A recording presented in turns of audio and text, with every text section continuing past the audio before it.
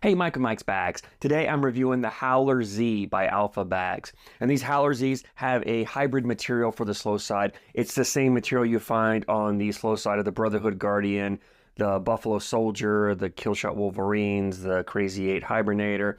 It's a wonderful material. It's very similar to the slow side on the Viper R. Not quite the same. It's close to it, not the same. It plays maybe even a touch slower than that material. So I call it a 5-speed. Brand new, it's going to play maybe closer to a 6, but as you break it in and soften it up, it slows down to a 5. Like I said, just ever so slightly slower than that Viper R slow side. It's a very soft material. It's a very versatile material. I love the way this material plays and feels. Being a hybrid material, it plays pretty consistent across all playing conditions. So if you're in an area where humidity is an issue, this bag still moves through humidity, or you play in events that kind of go throughout the course of a day where conditions change. A bag like this, you can play and not have to change bags while you're going, because as conditions change, you can still keep throwing it. It stays pretty close to that 5-speed on the slow side. So 5-speed slow side. Fast side, this is that game changer, surefire fast side. 8.5 speed, fast, great for push and collecting, slide the boards in any condition. So we're looking at a 5, 8, 8.5 speed bag. Template wise, it's a medium template bag. It is on the thinner side, so this is a pretty loose bag. I mean, both these materials, once they start to break in, they soften up, they get really loose and pliable. So the bag's on it's somewhat floppy. I call it a floppy bag. It's not the most floppy bag I've thrown, but it is a floppy bag, and that's because of the thinness of it and how loose these materials are. It gives the bag a really loose feeling. So if you don't like a looser, floppier bag, or you like to throw fuller bags, this Howler Z is probably not the bag for you.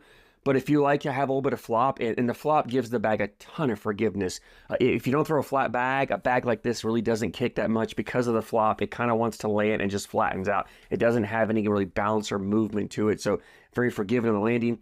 It's great around the hole. If you're not that consistent or not that accurate, or you're struggling with accuracy, some days I have better days than others with my consistency, and if I'm missing my landing zone, a bag like this, because it's so loose, that corner, you just get that corner to drop in, it's going to grab that hole, pull it, spin it, and melt the bag, and just bring the bag right back in. It does a great job at it. So a floppy bag really has its advantages. I love the way this bag plays as far as how forgiving it is on the board and around the hole.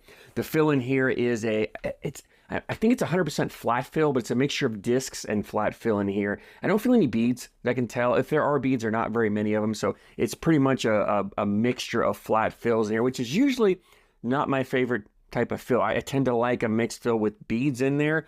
But honestly, I have no complaints on the way this fill played. I mean, this bag, even though it's got all flat fill in there, it's one of the drippiest bags that I have thrown around the hole, and I think a lot has to do with the looseness of the bag, the floppiness of the bag. It just wants to melt in the hole.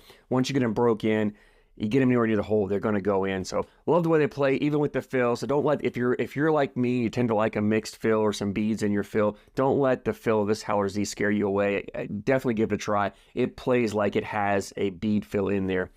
These bags are ACO Pro Stamp for 2024, so if you play at ACO events, you can throw the Howler Zs. Let's go ahead and jump in and talk about playability. And as I mentioned, this hybrid slow side is a very versatile material, and you can play, you can go hole for hole, you can play blockers, you can mix it up however you want to do it. It's great for that. You have a lot of control with this material, so I really like, anytime I throw a hybrid style bag, and I throw these hybrid bags like this quite a bit. I tend to go to these more than either bags, kind of my go-to style bag, because of the versatility you have with it and everything that you can do. And so, if you want to play a dirty style game, you can throw blockers up there with control, put bags where you want. Now, the one thing I will say about playing a dirty style game in this bag is if you're going to throw blockers, put them up close to the hole. You like a level 1 blocker, or even halfway in the hole. If you start getting these bags down the board, like a level 2, level 3, they become very tough to collect. And that's because of how loose they are. When you go to collect a bag, if you're down the middle, you can catch it, you can ride it in, no problem. Especially fast side, you can take that bag all the way up there. But if you're off to the side, what happens, these bags, they just accordion up. They smash up,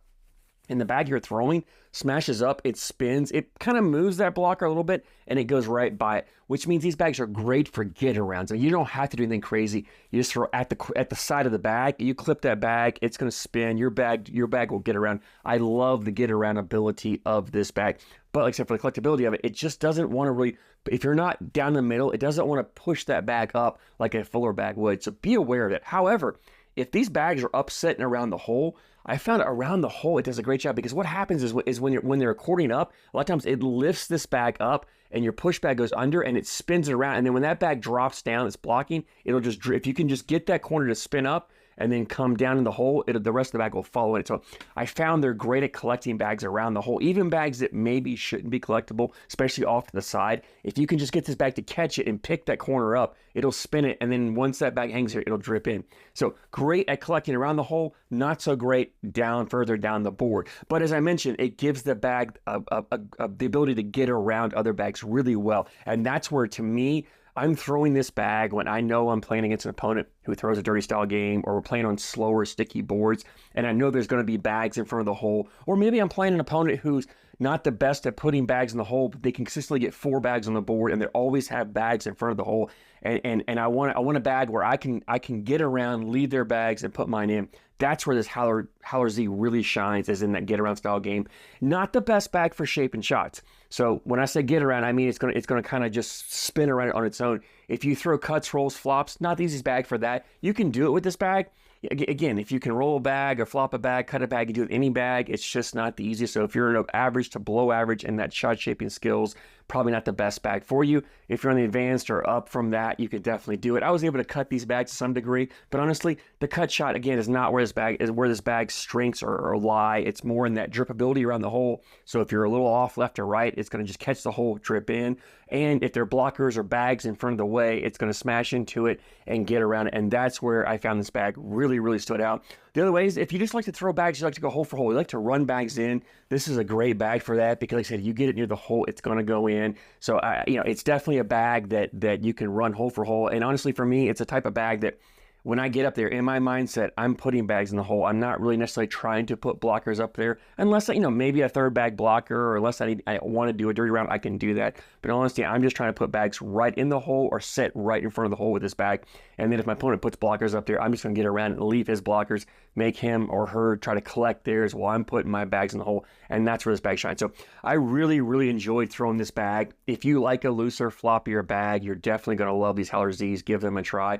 If you haven't thrown a looser, floppier bag, maybe you've always thrown fuller bags and you tend to shy away from them, I would recommend giving these a try. Yeah, I used to like looser, floppier bags. The floppier, the better. As I've progressed and thrown more and more, I've kind of gone more to that medium fill bag.